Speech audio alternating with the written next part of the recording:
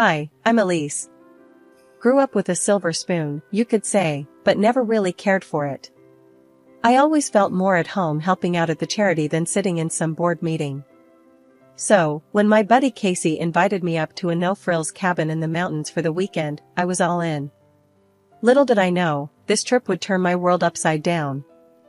The cabin was rustic, no running water, electricity, and maybe on a good day.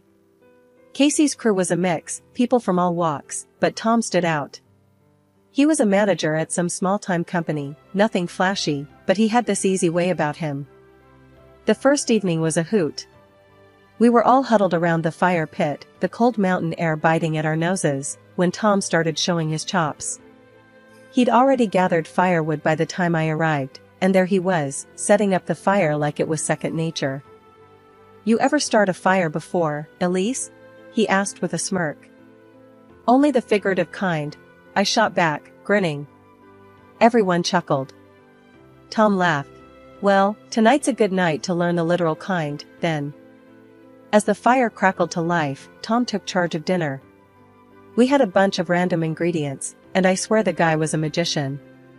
With a couple of pans and the fire, he whipped up something that smelled like heaven. "How'd you learn to cook like this?"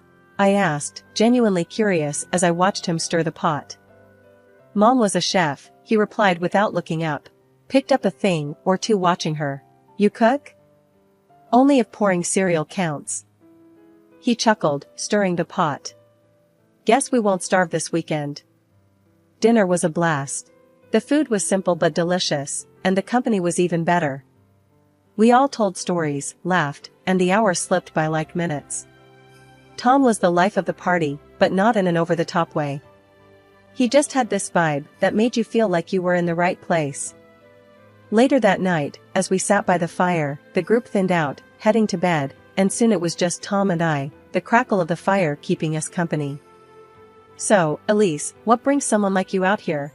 Not exactly a glitzy weekend getaway," he teased. I needed a break from all the glitz, honestly. Plus, Casey promised me a good time, hard to say no to that. Tom nodded, poking the fire. "Yeah, it's nice to get away from it all. No distractions, just the essentials." "That's exactly it. It's refreshing, you know? Being out here, it's real in a way that fancy dinners and city lights just aren't." We talked into the night, the fire dying down to embers. It was easy, talking to Tom. He didn't care who my dad was or how much money I had. He just saw me, just Elise. After that mountain trip, things with Tom moved fast, like, super fast. It wasn't just a fling kindled by firelight and starry skies, it was real. We clicked on every level, and before I knew it, we were talking about a future together. It was wild how natural it felt. Tom popped the question on a chilly Sunday morning. We were at my place, having just finished a breakfast of scrambled eggs and toast, my attempt at cooking, which was decent at best. He looked a bit nervous, which wasn't like him at all. He kept fidgeting with the salt shaker, pushing it around the table, before finally stopping and looking straight at me. "Elise, I've been thinking. A lot, actually. About us." I smirked, wiping my hands on a napkin. "That sounds serious. Should I be worried?" He laughed, that easy laugh that always made me feel like everything was right in the world. "No, no worries. Just, well, here goes nothing." And that's when he got down on one knee, right there in my not-so-spacious kitchen, with the smell of burnt toast still lingering a bit.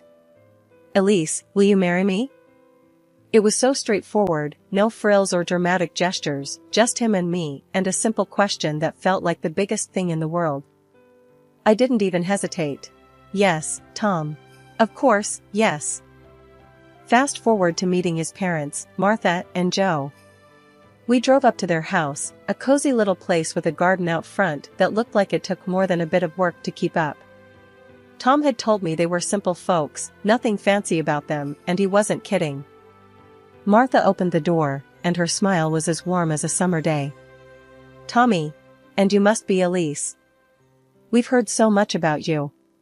She pulled me into a hug like we were long-lost friends. Inside, Joe was just as welcoming, though a bit more reserved. He shook my hand with a firm grip that matched his stern look, but his eyes twinkled a bit as he did.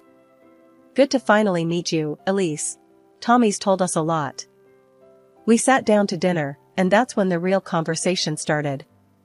Martha served up a homemade lasagna that was absolutely to die for, and between bites, the chat flowed. So, Elise, Tommy says you work with a charity? That's quite noble of you, Joe commented, passing me the garlic bread. Yeah, it's something I'm passionate about. It's not about money for me, just helping where I can.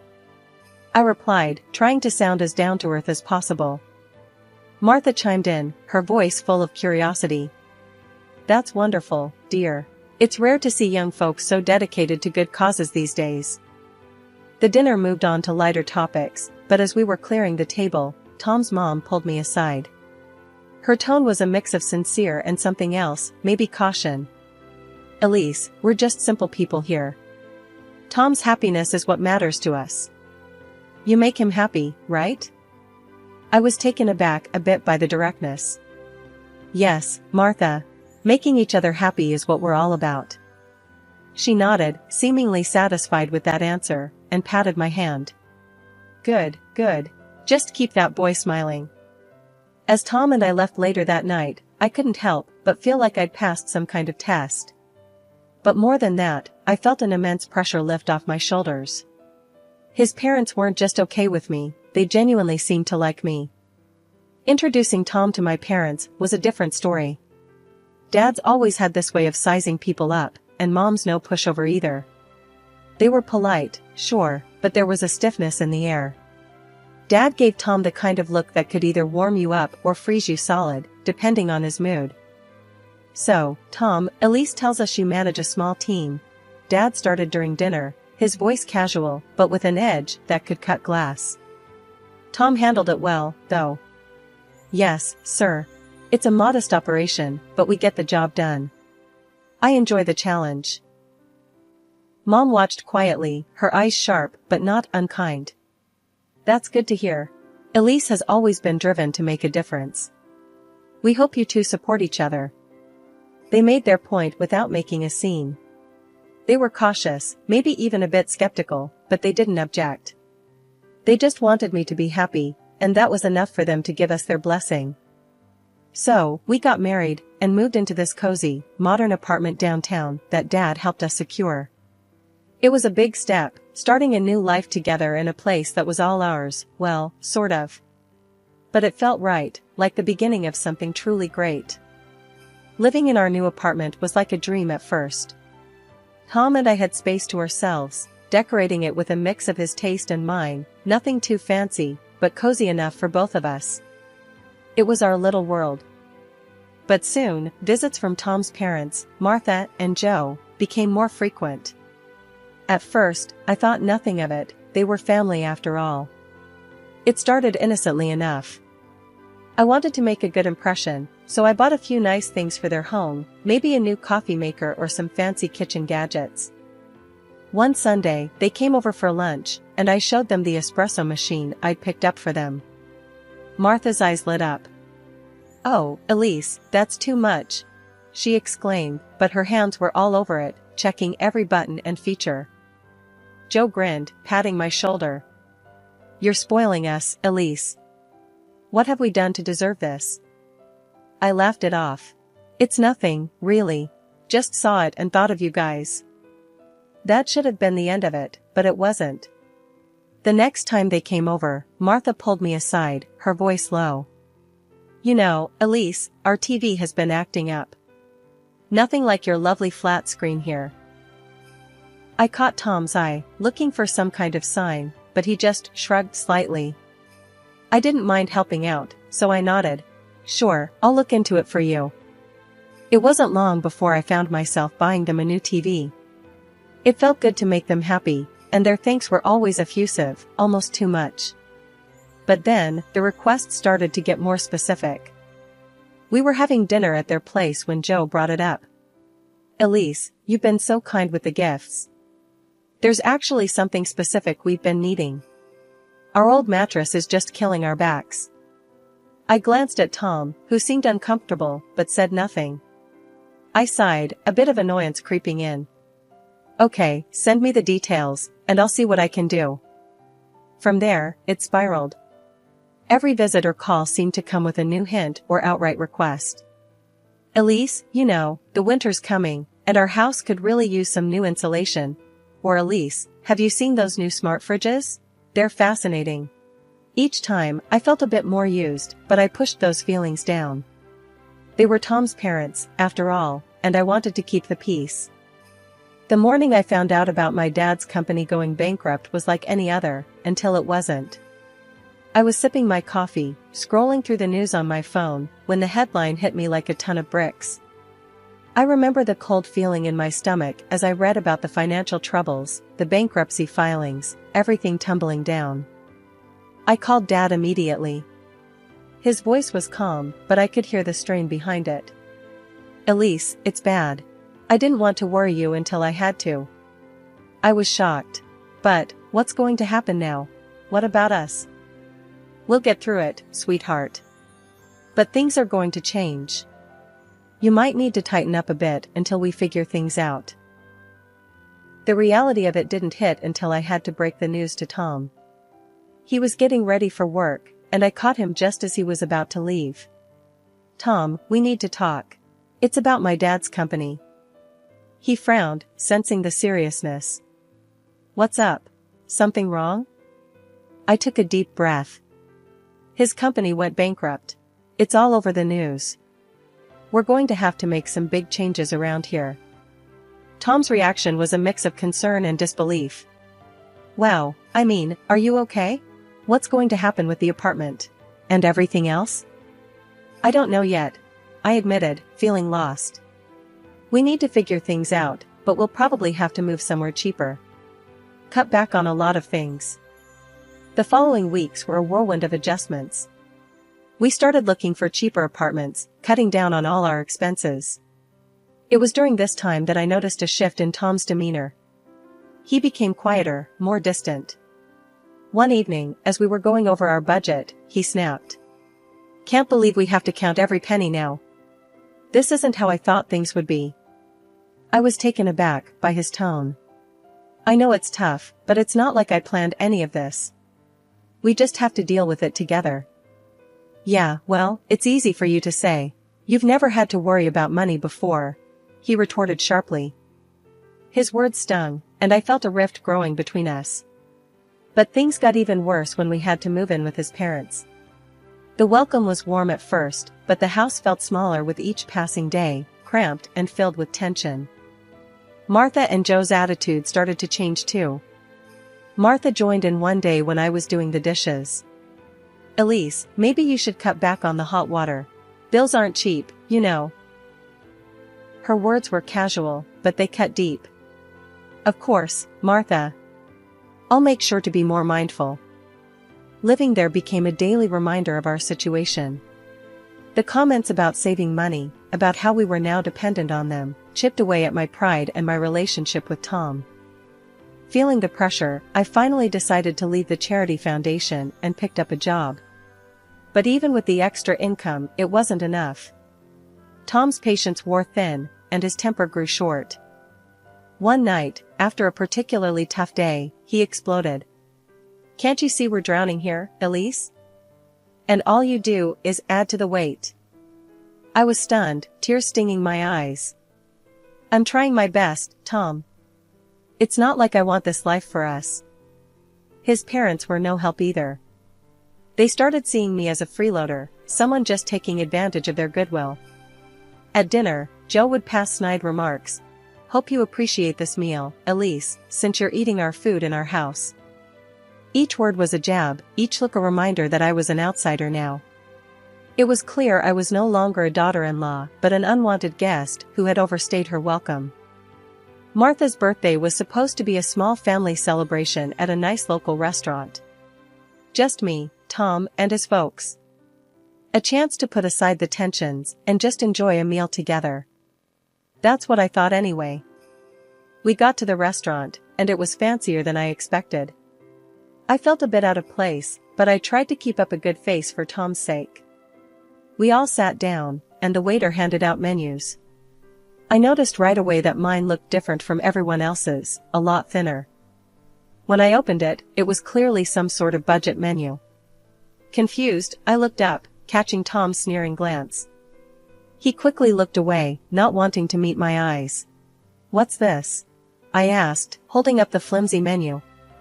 Martha, ever the peacekeeper, or so she seemed, chimed in with a laugh. "Oh, we thought that would be more suitable for you, dear. We have to watch our expenses, after all." Joe snickered and added, "Yeah, consider it part of your new budget plan.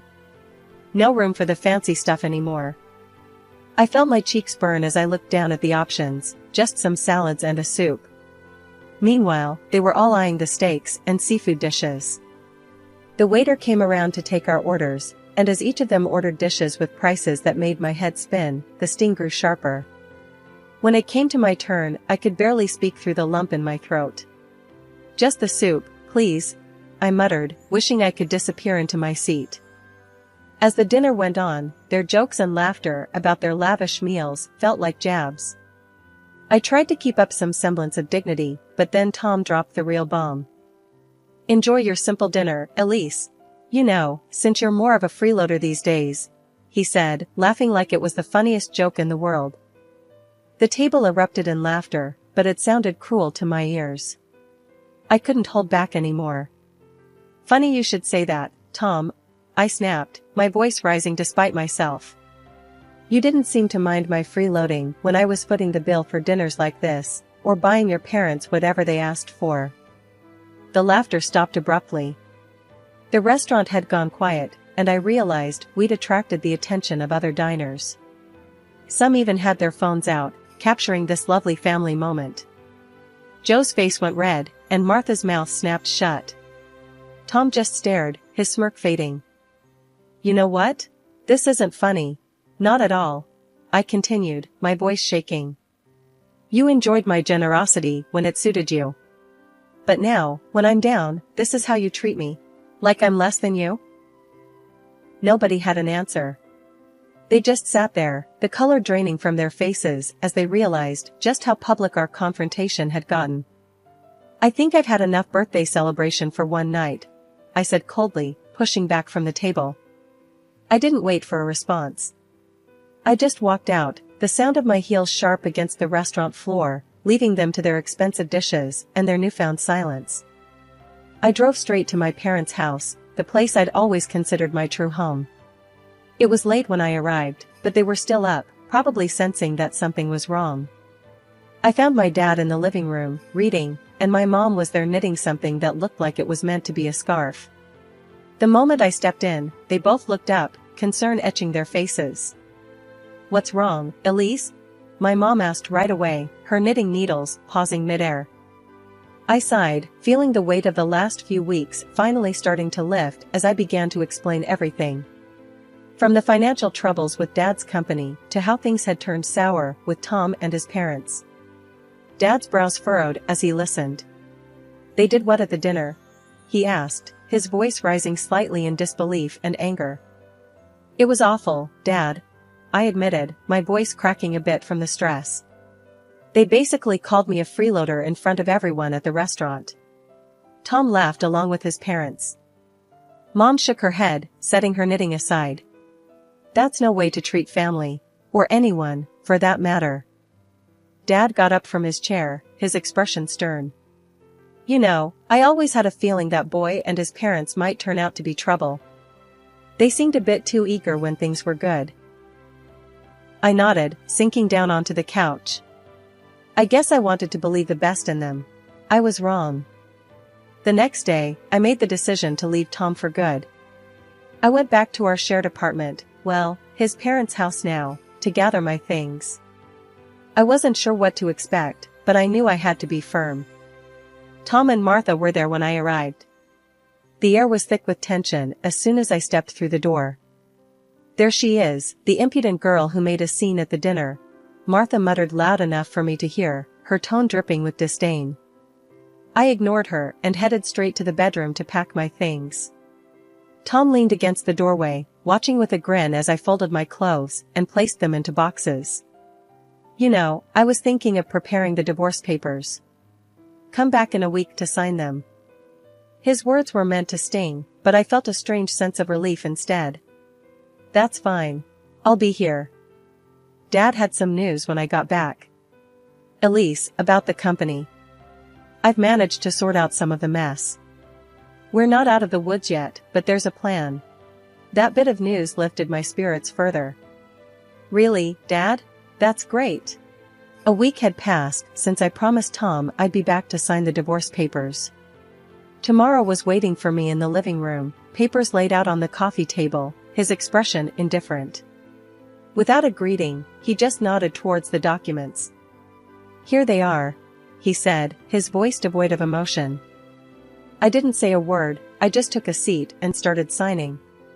I could feel the eager eyes of his parents on me, barely containing their glee. As I signed the last page, Martha couldn't hold back any longer. Well, I must say, it's a relief to finally get rid of the freeloader, she snickered, glancing at Joe, who nodded in agreement. Joe laughed, adding fuel to the fire. Yeah, and quite the show, watching the rich girl turn into a beggar. Quite the entertainment. Their words stung, but I wasn't about to give them the satisfaction of seeing me hurt. Instead, I smiled, the calm before the storm. I reached into my bag and pulled out the latest issue of a well-known business magazine, flipping it open to a highlighted article. This should be entertaining, then, I said, tossing the magazine onto the table. It landed open on the page featuring a headline about my father's company overcoming its financial crisis and now projecting even greater profits than before. Their laughter died in their throats as they read the headline. I watched as the color drained from their faces, their satisfaction turning to shock, then to panic. Tom picked up the magazine, his eyes scanning the words as if hoping to find something that would contradict what was right in front of him. Elise, wait, I stood up, my chair scraping back sharply. Save it, Tom. You and your parents showed your true colors. It's funny, isn't it? Just when you thought you had seen my downfall, it turns out you've pushed away the cash cow. Martha and Joe were speechless, their mouths opening and closing like fish out of water. I didn't wait around to hear any excuses or pleas. Walking to my car, I felt a weight lift off my shoulders. I was free from their greed and manipulation, ready to move forward without them. The next morning, I sat at the breakfast table with my dad, discussing my next steps. He was reading the newspaper, but his attention shifted fully to me when I started talking about my plans. So, what's the plan, Elise? What's next for you? He asked, his tone serious, but supportive. I'm thinking of joining the company, Dad. I want to be part of building it back up, I said, feeling a surge of purpose. Dad looked up, surprise and pride evident in his expression. Really? That's a big step, kiddo. You sure you're up for it? I nodded confidently. Absolutely. I'd been on the sidelines long enough. It's time I stepped in and helped steer the ship. Later that day, I went to the office to start my new role. The buzz of activity and the sense of purpose in the air were invigorating. I met with several team leaders, discussing strategies and upcoming projects. Everyone was welcoming, and their enthusiasm was contagious. Unexpectedly, the past tried to claw its way back into my life. Tom started calling me, his voice tentative, suggesting we try to start over. Elise, I've been thinking, maybe we could. No, Tom, I cut him off firmly each time. There's no starting over for us. I'm moving forward, not backward. And then there were the messages from his parents, suddenly overflowing with regrets and pleas for me to reconsider, to come back to their son. We know things got a bit out of hand, but we're family, they wrote, trying to tug at my heartstrings. I read the messages, each word strengthening my resolve, and replied with a categorical refusal. No. I wish you all the best, but I will not be coming back. Each refusal I sent out felt like another step forward, a step towards a future where I no longer defined myself through the lens of others' expectations but through my own ambitions and dreams. With each day that passed, I was more certain that the hardest decisions often lead to the greatest freedoms.